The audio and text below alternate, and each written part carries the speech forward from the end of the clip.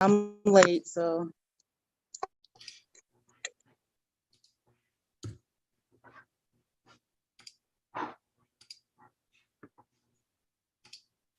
Okay, let me know, are we live? It looks like we are live now, yes. Okay. So hello, everyone, and welcome to our curriculum and instruction meeting. I'm calling the meeting to order at 5:39 p.m. and thank you very much for your patience during our technical difficulties. So roll call, I can't. Is this a library? Were we recording or should I start again? Oh, we're good. We're good. Okay. I can't see who's here. Sherry?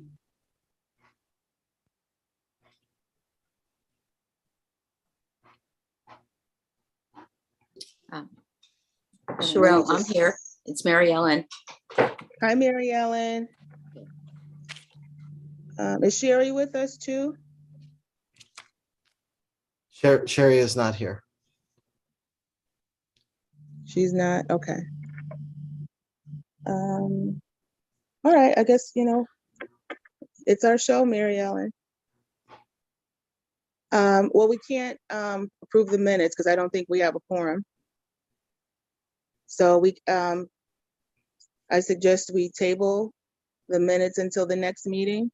Is that okay? You want a motion? I make a motion that we Mary table the Ellen, minute. would you like to make the motion to table? Yes. I make a motion I that we second. table the minutes. So, okay. Can you hear me? Okay, thank you, Mary Ellen. So Mary Ellen motions that we table the minutes until the next meeting, and I will second. And so, Rob, should we just get right into your wonderful presentation? Sure, absolutely. So tonight, our curriculum committee agenda, we're going to start with just reviews, our SRBI results. We're going to look at some of our literacy and numeracy data from that SRBI. And then Diane Filardo is going to talk through some of our DIBELS update and then review of our upcoming SBAC assessment. We are just finishing up our end of the year NWEA assessments as well, but we don't have the results back at this time. So we're going to start with Dr. Perry. And just I'll do a quick introduction. Rob Pennington, Assistant Superintendent of Schools. We have Dr. Deborah Perry here, who is our Education Administrator of SRBI. And then we have Stacy Bergen, Education Administrator for Curriculum and Professional Development, and Diane Filardo. So, Dr. Perry, would you like to kick us off? Great. Are you gonna share the screen, Rob, or? I will share the screen, yes. Perfect. So as Rob said, I'm Dr. Debbie Perry. I am here to present an update on SRBI and share that with you.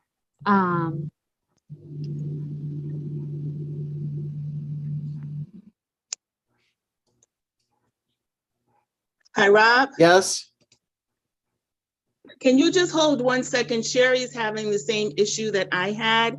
I'm going to send her, or can someone send her a link, or can I send her the link you sent to me? Absolutely. Okay, I'll send that. Just give me 1 second. Not a problem. I'm so sorry. Nope, it's okay.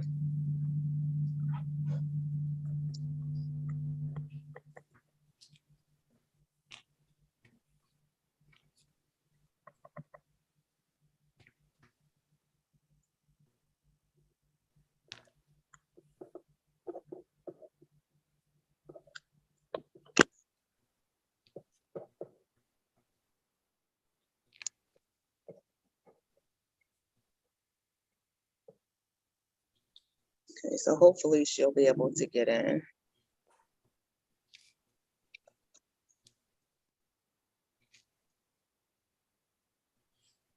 Is everyone okay, even though when Sherry gets on, we'll have a quorum? Just in the interest of time, if we continue to table the minutes, are you okay with that? Yes. Yes. Sherry's Okay. here. I'm okay with that.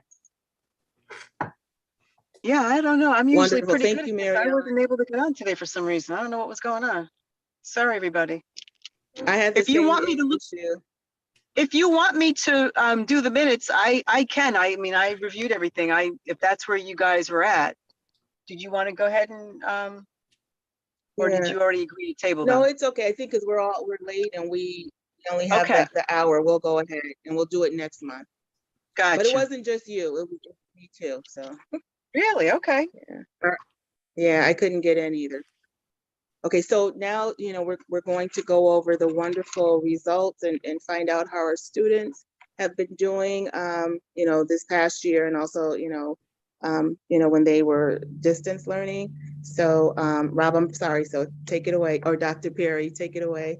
Yeah, I'll step in. So yeah, I'm Dr. Perry. I'm the Educational Administrator for SRBI, Scientifically Research-Based Intervention.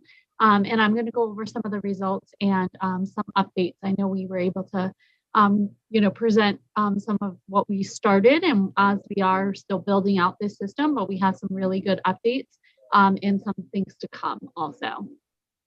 So the mission of SRBI is to work on that scientific research-based practices and systems for education, specifically focused on reading, language development, math, and that social emotional learning. And I think last time we went over this infographic, but it is really well represented of what SRBI is. So in that tier 1, we have that quality curriculum instruction that's differentiated to meet all students' needs. 100% of students fit in there. So that's with your core curriculum.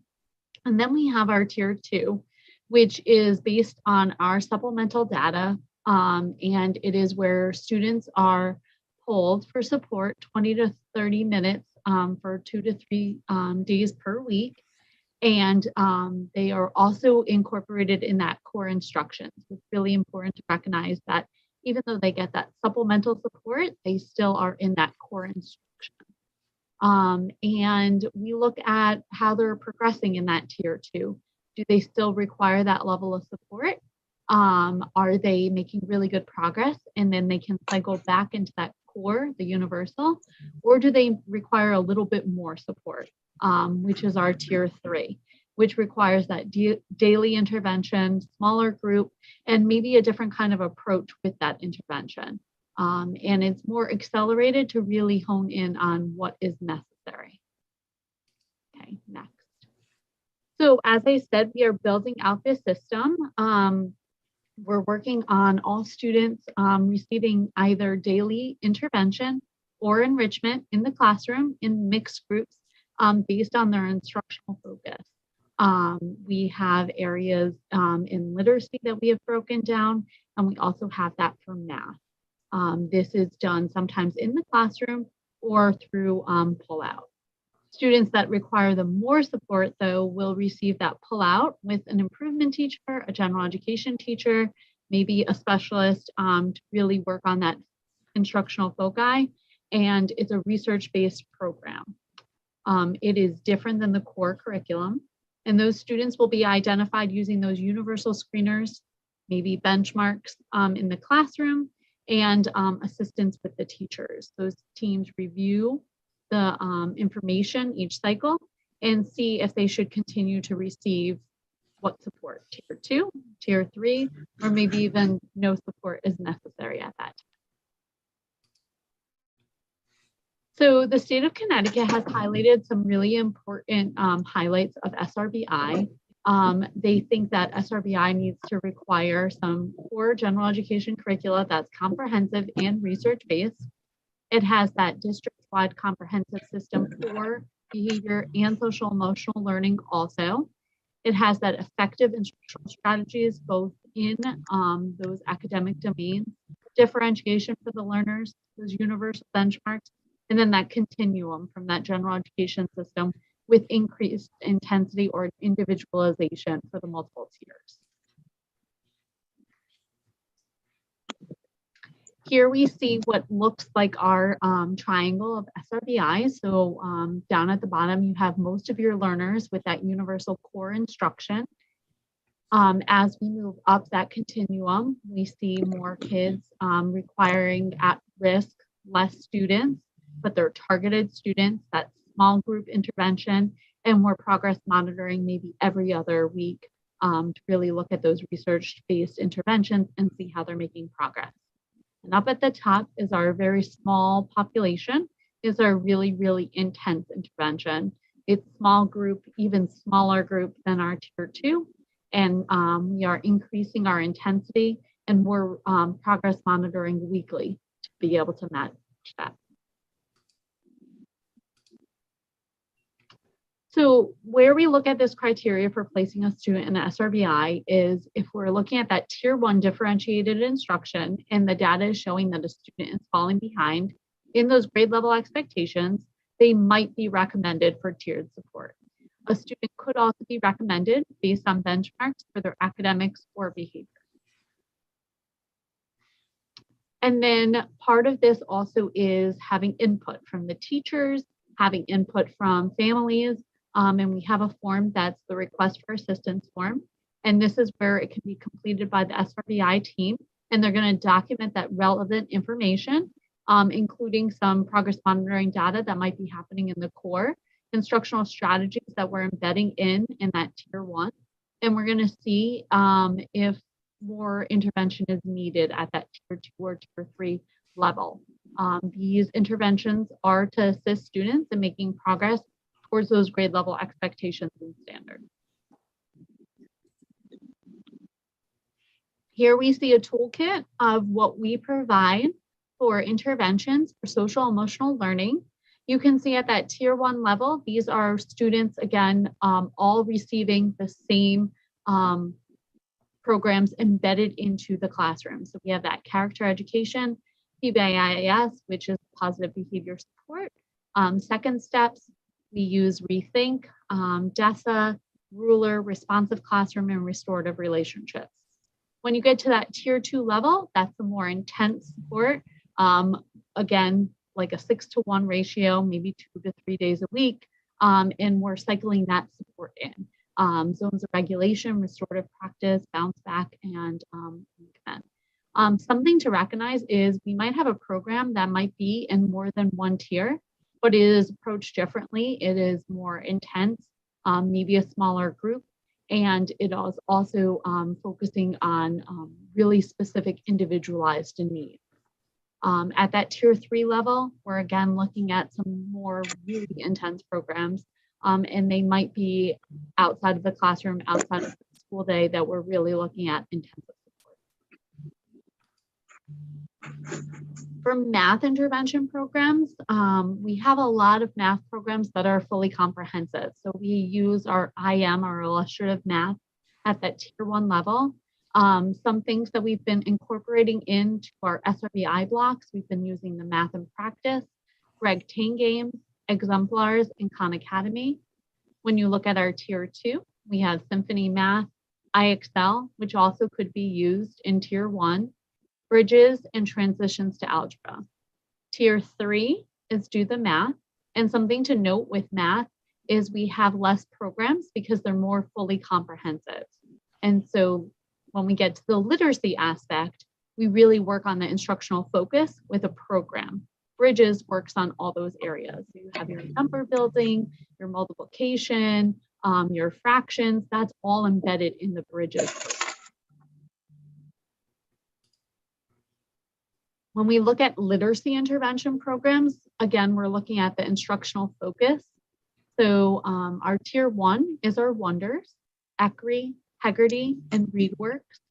At tier 2, this is just a little array of what we have, as we do have more programs. But we've built in HD Word, which is part of the Really Good Reading Company, Great Leap, CIR, Decoding Power, Reward. And tier 3, we've built in the Spire, the really intense programming.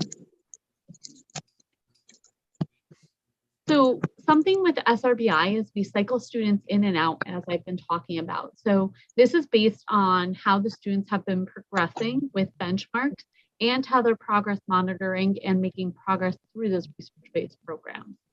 So we can see that we had through literacy throughout the district, K-8, we had 29 SRBI SPED referrals specifically for literacy. 212 students were able to cycle back into tier 1. 280 students were cycling into tier 2, and we had 51 students in tier 3. For math, we had very similar numbers. We had about 298 students that were in tier 1. Tier 2 was 393 students, and we had 31 SPED referrals. I just wanted to highlight some of the middle of the year data from the NWEA. Looking through it, we have made a lot of growth. It is variable and looking at it, and it is something that we're still looking at. But these are some really good highlights throughout. So in math, we can see that 10% less students were in the bottom 40% band at Cranberry, 8% less students in the bottom 40% at CMS, 40 less students in the bottom 40% band at PONUS, and all the students that received intervention increased 5 to 24 points from BOY to EOY at Wolf Pit. For literacy, we see that 9% less students in the bottom 40% band were at Fox Run, 35 less students in the bottom 21% band at Nathan Hale, and fluency students had grown 20 plus words growth at Rotman. So this is just to note that these are the middle of the year data. We're still analyzing the end of the year because that is still an open window. And that's something we're still looking at how we can make that progress. But I think it's really shown that we have made some really good growth, even in the short amount of time that we've been able to roll this out. May I ask a quick question? Of course. So this is like really, really exciting. What is it that PONUS is doing and that I think it was Nathan Hill? This, yeah, 40% less, that's huge compared to the 10 and to the 8. And then So the 40 less students. 40 less. Yeah. So I did different data points to write it in. But if we look at those bands, so we have the 21% band, and then you have the 21st to the 40th band. But that was 40 less students. And then fluency students had increased 20% word growth at Rowan that received intervention. Is there a reason why we didn't do the percentages throughout? So we did. A lot of it looks very stable in some senses. The end of the year data is something that we're really looking to analyze, but unfortunately it's not ready yet as the window is still open. But that is something that we're looking at to look at those general information and really see how we can see that. It has been analyzed, but I think these were just some highlights that I really, really wanted to focus on. Right, but I guess maybe I'm not understanding. So we have 10% less, then we have 8% less, but we have 40. And I'm just wondering, is there a reason why we didn't just do the percentages throughout?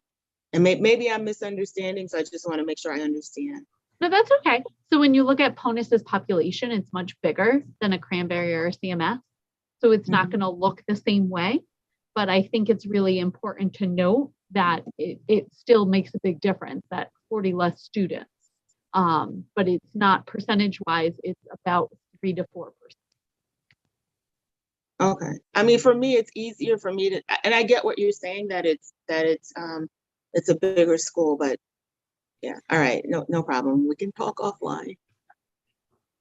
And can I just ask something? I'm driving. That's why I have you guys off video, because I'm driving. But so did I hear you say that the kids can cycle in and out of different tiers, right? So if you have somebody who cycled into tier 1 because there was improvement, if that person starts to have challenges again, can they then go back to the other tier? 100%. Yeah. And we have been seeing that. So that's something that we want to look at, to make sure that the progress is, relating back to the core and the universal, because as I've been saying, we use different research-based instruction at the tier 2 and tier 3 level. So we want those research-based programs to be able to translate back into the core. So those numbers are pretty fluid. I mean, they can shift pretty regularly, Absolutely. right? Yeah. Right. Yeah.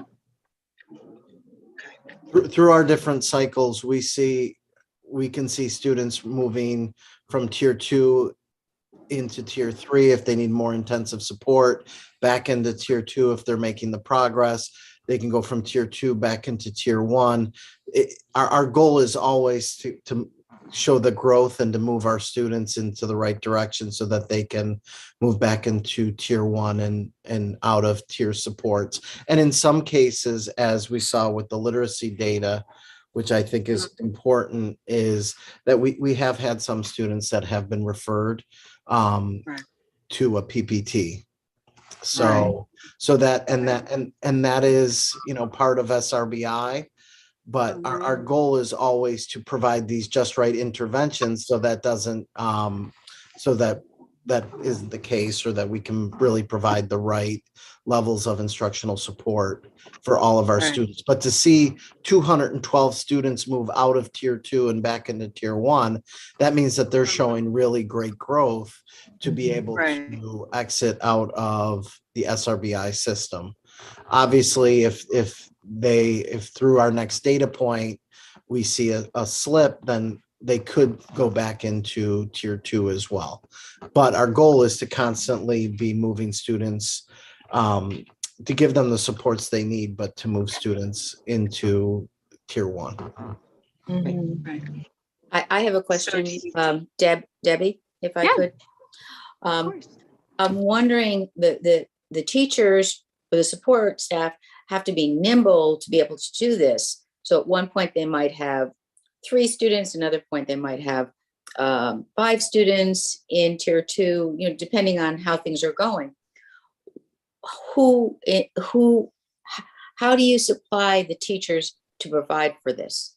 So we have specific, that toolkit of programs, and we also provide that professional development to be able to have those teachers be, experts in that sense of those programs. Part of this is looking at that K-8 SRBI full whole school model and seeing how can we work on teachers' expertise to be providing those interventions that are appropriate based on the student and based on the teacher's specialties. But then there's also the aspect of looking at the improvement teachers and really looking at them being experts in the tier 2 and the tier 3 programming, and how can they help support that all hands on deck approach and support others giving those programs also throughout the school day. So if I could just press a little farther on that. Absolutely.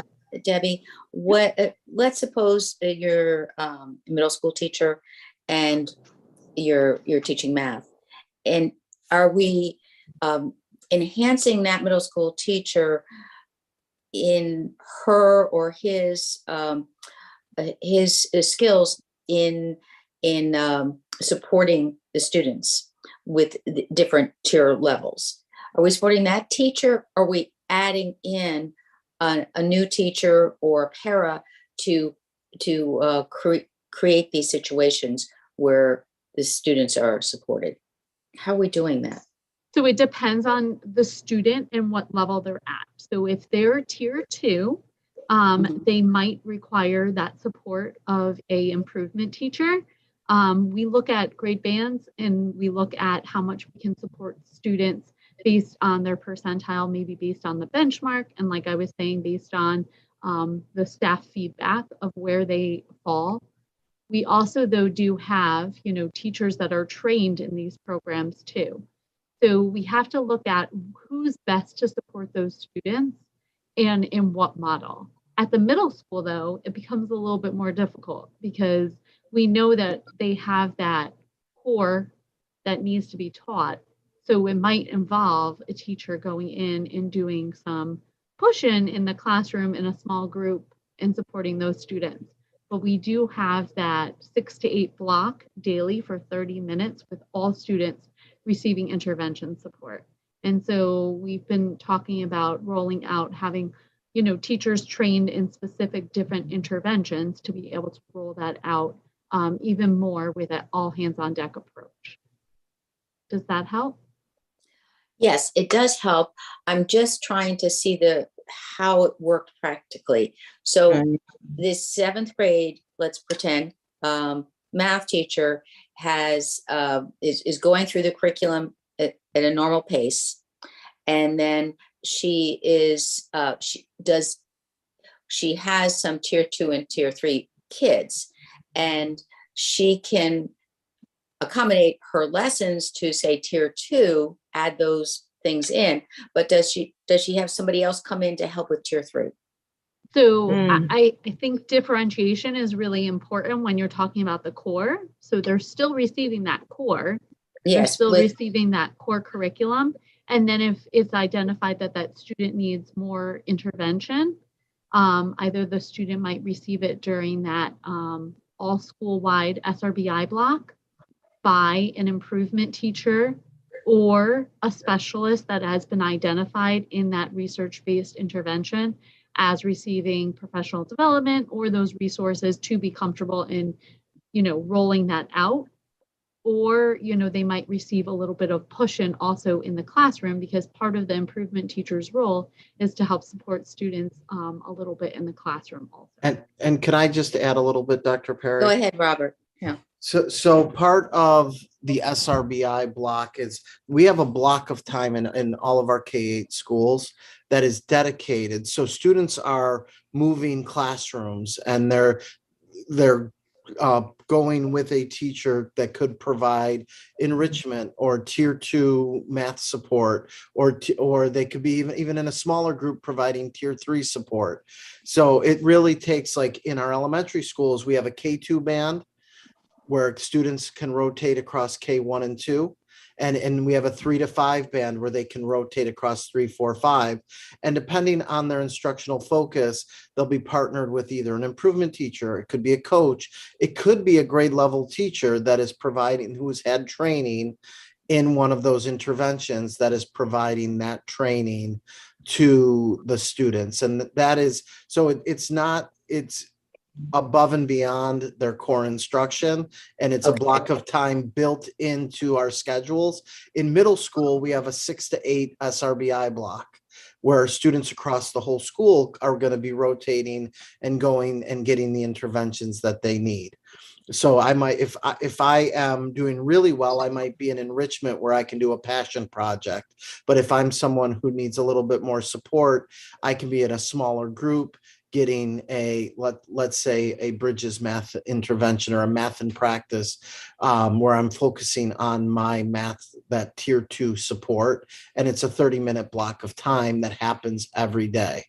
Now you might need it for math, but not for literacy. So when there's the literacy block, you might be doing an enrichment. So, Yeah. but it is this like block of time in our middle schools, and then we have it's broken into 2 blocks of time in our elementary schools, where it is all hands on deck. So all kindergarten, all first, all second grade teachers, plus coaches, plus interventionists are all providing tier 2 supports or enrichment.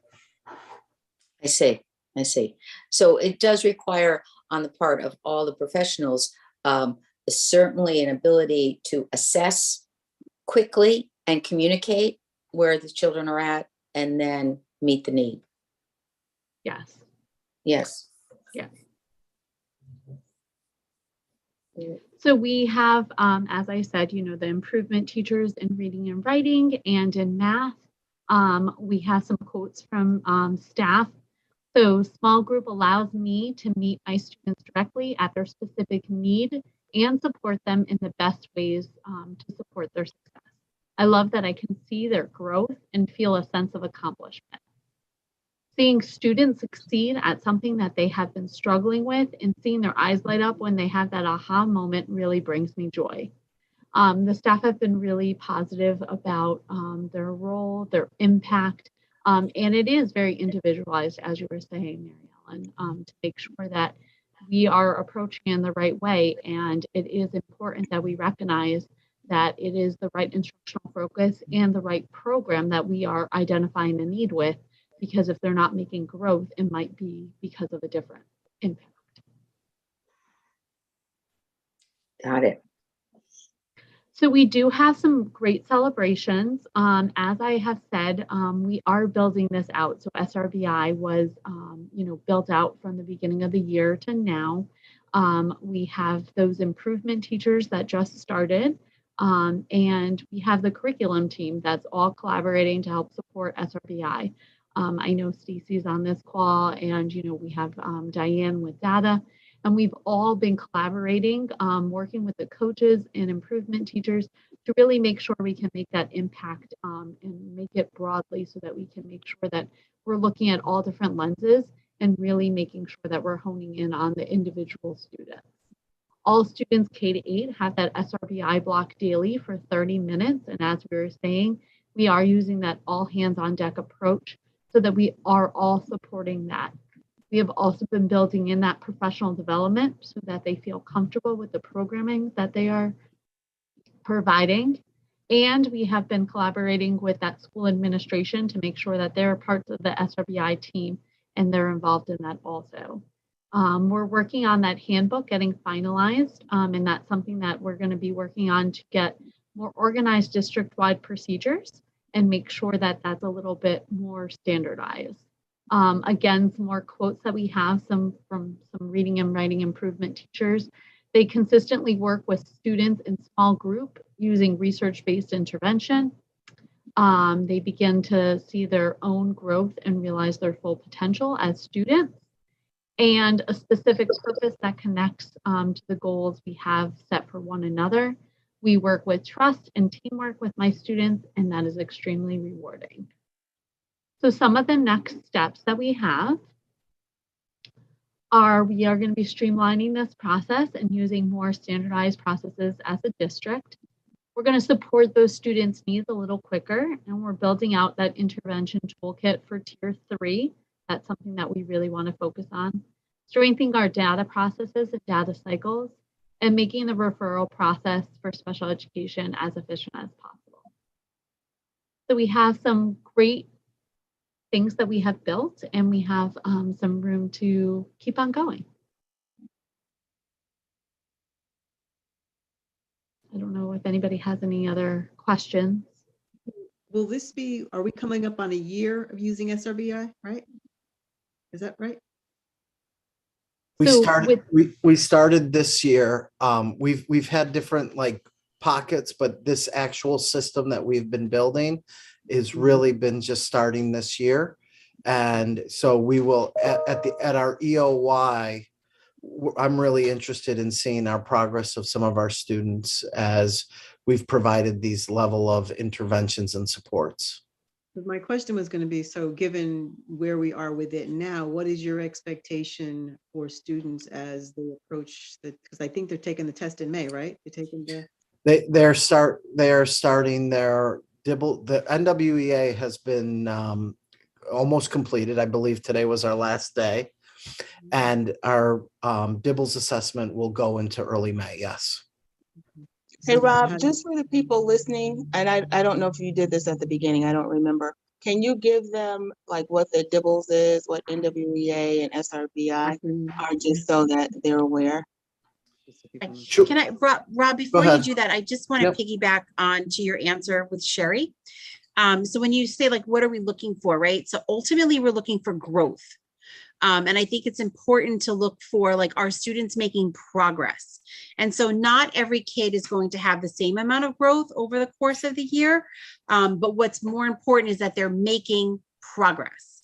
And so, that beginning of the year gives us that baseline so that by the end of the year, we're looking at how much has the child grown from September-ish, through April and, end of April, beginning of May, so that we could truly see what the impact of instruction has been for each and every child. Thank you.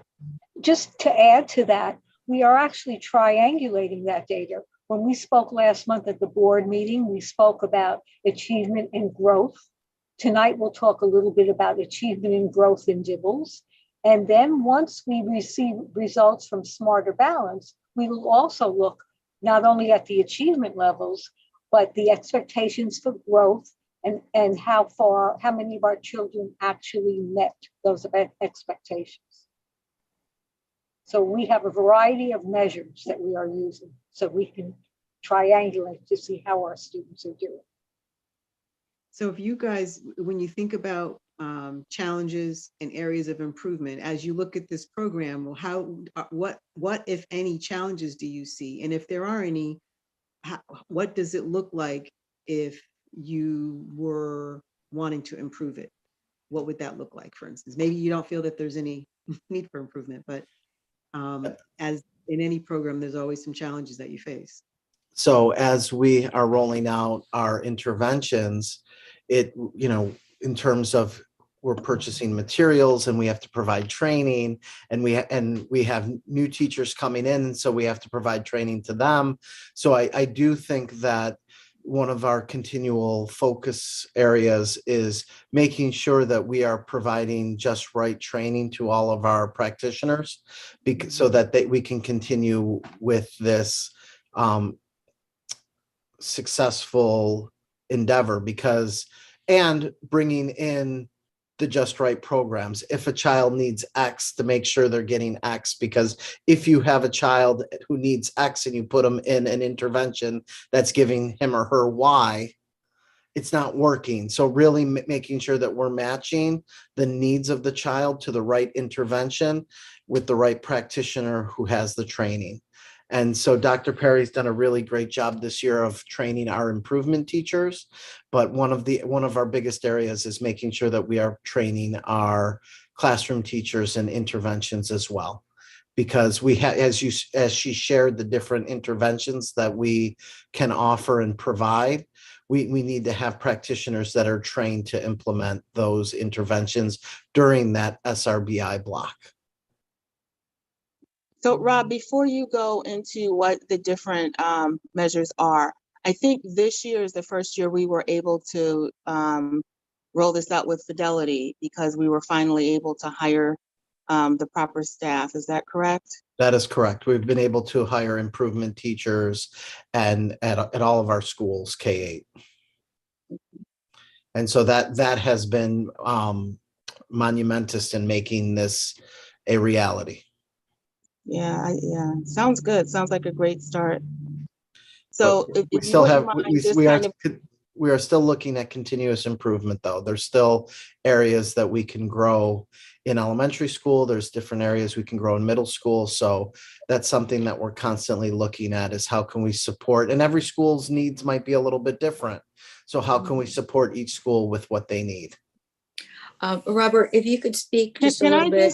Can I just ask a question? My question has not been answered yet. For the public viewing, I would like for them to hear like what the DIBELS is, and so people know what the different assessments are and for what grade level and what they're assessing. Absolutely. So the DIBELS is the dynamic indicator of basic early literacy skills, which is it's a set of procedures to measures assessing the acquisition of literacy. And we give that K through 3. That's kindergarten, first, second, and third grade. We do not give it in fourth grade. We start with our NWEA assessment. Now, for mathematics, we're giving the NWEA assessment, which is, Diane Filardo will talk a little bit. She talks about NWEA, I think, all the time. But that has been that's a measure that we give 3 through 10, but for literacy. But now we're giving it in kindergarten for mathematics and literacy, so that we can start to track that progress. We're only giving it once a year in kindergarten because we don't want to inundate our students with testing, but that way we'll be able to, because we have DIBELS and then we'll have NWEA as well, it'll give us another data point that we'll be able to track over time. Now, is DIBELS also used in preschools? They don't give the DIBELS assessment, they give the Pelley assessment. Pelley, that's what I could.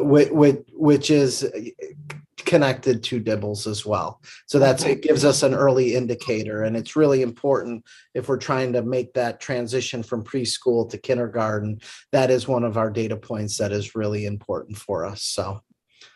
Okay. Now, Rob, let me just ask this quickly. Do all of the preschools give the Pelley test, or is it just the ones that are associated with the Early Childhood Council? All of the ones that feed into Norwalk Public Schools are giving the Pelley assessment, and that we get that information with Norwalk Acts. They have it triangulated, and we actually have a preschool to K transition committee that really looks at that and sends out that information to our kindergarten teams so that they can better prepare for our incoming kindergartners. Got it. Thank you. Absolutely. All right. And our next piece was just to talk about our DIBELS assessment, which is a good transition right there to say what it is, and the transition to Diane Filardo. And she'll also mention, I know that one of our agenda items is to talk about the SBAC assessment, which is the state assessment. And she'll talk a little bit just about our window and when that will be occurring. And so all of our assessments are to make it so that we're not inundating students with too much testing. That's why we gave the NWEA assessment in early April, because then in May, when they take SBAC, they will have had four to 6 weeks before that assessment begins.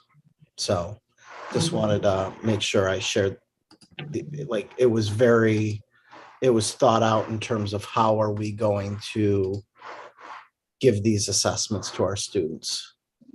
Wonderful. Just to begin, as a priority school district, we're required by the state of Connecticut to use a state-approved tool to monitor the development of early literacy and reading skills for our students in grades K through 3. And so we have been using DIBELS for many years. For the 2021 school year, we did use AimsWeb, but now we are back to DIBELS. So we're going to begin by looking at a table. If we could go to the next slide. This top table shows for the 2021-22 school year, you see the percent of students that met benchmark in the fall and winter by grade, and that difference. And in almost all cases, except for grade 2, they made gains. Students made gains. And it's important because the benchmark score indicates adequate reading progress. So if a student meets benchmark, then they're likely to achieve the next benchmark goal. So you see across grades that almost 7% more students reach that benchmark in the winter than in the fall. But by comparison, if you look across grades 2018-19 and 2019-20, you see the overall BOY percent at benchmark and MOY being higher. Of course, now that was prior to the pandemic, but focus on the difference. BOY in 2018-19, the gain was slightly under 3 percentage points, and it was practically even in 2019-20, yet this school year we gained almost 7 percentage points. So the gap between pre-pandemic results and our current results really has been cut by a third, which is very encouraging. If you look at the differences by grade at prior years, 2018-19, 2020, focus on grades 2 and 3. You see the trend was between BOY and MOY to lose a little ground in terms of students reaching benchmark. That's been his historical pattern. Yet this year we don't see that. We're relatively flat at grade 2, and we made decent gains at grade 3. So what we're trying to show is, even though we're at a lower level, we're accelerating the gains. Hopefully, when we get results for the spring and we look fall to spring, we will see that we've catched up and students have made considerable gains. Now, again, as I mentioned, Debbie spent a lot of time talking about identifying students who may need additional instruction. And certainly DIBELS is one of those tools.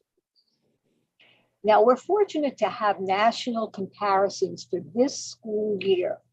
We're looking at a chart by grade, kindergarten through grade 3, and we see points for BOY and MOY. The green squares represent Norwalk in terms of percent at benchmark, and the blue circles are the national averages. And you can see our trend in kindergarten in terms of gains was essentially the same as it was nationally, although we started and we ended at a slightly higher percent at benchmark than the national average. If you look at grade 1, just look at the slope of the green line, you see we made more gains than the national.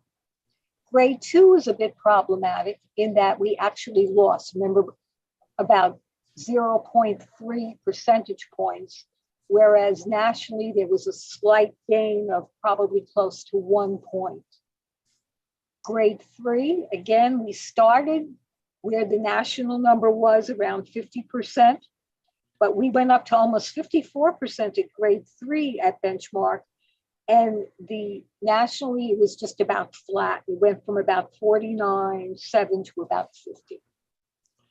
I Yes. don't, just really quick, I wanted to add, if we're looking at this previous slide here, one of the other differences is that the DIBELS benchmark assessment was upped a little bit from going into DIBELS 8, which is different than what we gave in 1819 and 1920 as well. So that's one other factor that I just wanted to make sure that we mentioned. Just the University of Oregon has worked many years on the development of DIBELS 8. And this actually, one of the benefits of that is that can actually be used as a dyslexia screener. Prior editions of DIBELS could not, but this could. This can be used as a dyslexia screener, but the criteria in terms of benchmarks are slightly higher in DIBELS 8 than they were. That's a really good point. Thank you, Rob. That's an excellent point. And I just want to ask, so starting in kindergarten, we would be able, with this particular version, DIBELS 8, that is phenomenal. Thank you. And they've worked for about 10 years at the University of Oregon on this edition of DIBELS. That's one of the main differences. Yep. That's huge. Oh, wow. Okay. So let's dig down a little bit and look here. We're still looking at the percent at or above benchmark for our students, BOY to MOY. And we are looking at our subgroup results. So if you look over where you see it by grades, BOY is in the gray, MOY is in blue. And for our free reduced lunch students across grades, they move from 40% at benchmark in the fall to about 45% in the winter. Our special education students remained relatively flat at about 31%. Again, I'm just giving you a view overall, although you're seeing it by grade. Our MLL students moved from 23% across grades, reaching benchmark, to about 27%. And all students moved from about 47% in the fall to 53%, so a 6-point gain for all students. We also can see that there is a slide also by race and ethnicity. We see our Asian students move from 71% at benchmark to 75% overall. Our Black students from 46 to 53, a 7-point gain. Our Hispanic students also made a 7-point gain. They started at 34% at benchmark, moved up to 41. And our white students started at 67%, moved up to 76, a 9-point gain. So all groups did grow. Again, we have a ways to go, but we seem to be closing that gap between what we saw in pre-pandemic DIBELS to what we're seeing now. Does anyone have any questions? I know this is a very broad overview, but it just gives you a sense of another instrument that has really been refined. We've used DIBELS for many, many years. We really have, with the exception of 1 year that we used Ames with. Does anyone have any questions? I do have a question. I Yeah, hear I have a others, but question if you guys can ask to go through the chair, that will be helpful. Mariana, I'll let you go first. And we are at the 6:29 mark, so we want to be mindful of that. Oh, wow. Okay. Because we have a 7 o'clock meeting. And My they need simple, time to prepare. So. right. My simple question was, if we identify a dyslexic child, do we have programs for them? I'm going to leave that question to Mr. Pennington. Yeah, and we do, we have programs in place, and we have, you know, different supports. We have our literacy clinic as well, which has been instrumental in supporting students. If there is a red flag, Dr. Jeanette Moore, who is presented to the Specialized Learning Committee, her and her team have been instrumental in supporting buildings if there is a student who has been red flagged. Thank you. So I'm sorry, were you finished? Yes. Yes, I'm finished. Thank you. All right, so with the red flag, so my question is this, I'm just like, this is so huge because I've been wanting something like this in place, like an assessment to be able to test for dyslexia. So can you tell me like what a red flag would be on the assessment that would let us know if someone has dyslexia?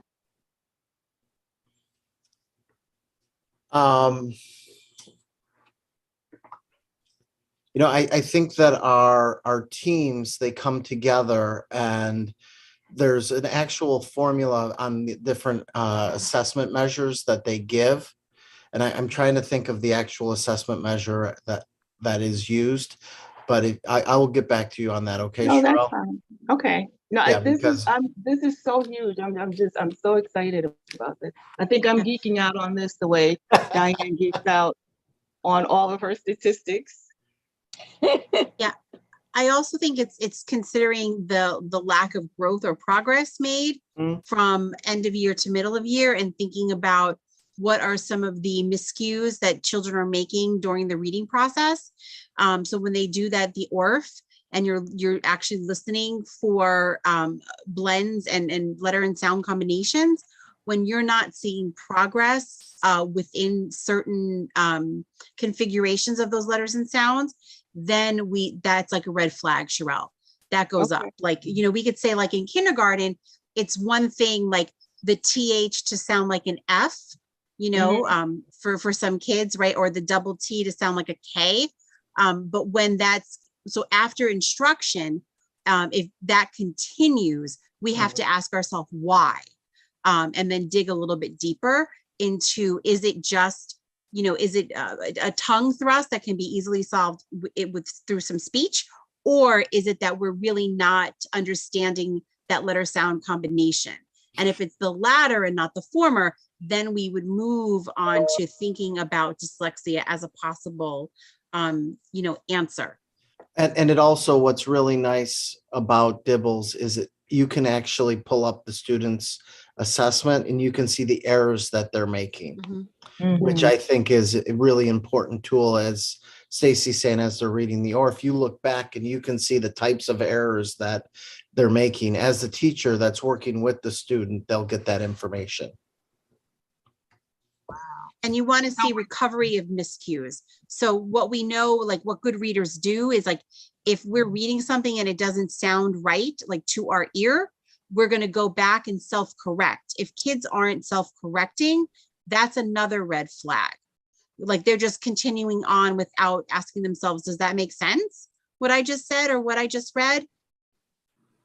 So that would be another, you know, light bulb that would go off for a teacher or parent.